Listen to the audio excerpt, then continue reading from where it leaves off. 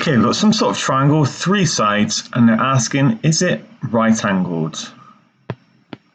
Just going to do a little sketch of the triangle. We don't know that it is right-angled, so let's just do it like this. Let's put the longest side in here, 39.6, 31.2, 23.8. Now, there's a fact you need to know, and that is, if a triangle is right-angled, then you can use Pythagoras' theorem. But it's the other way around works as well, which you don't always talk about.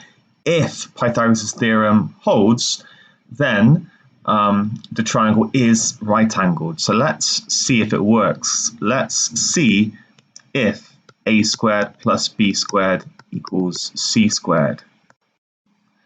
So let's try it. 23.8 squared plus 31.2 squared equals, let's work that out on a calculator.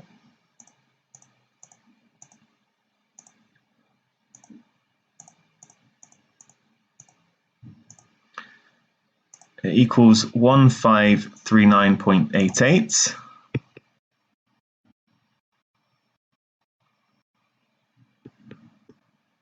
And then 39.6 squared.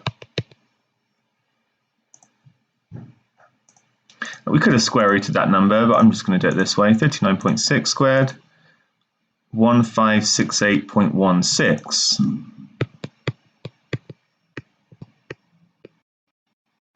So they are not equal, and therefore it is not right-angled.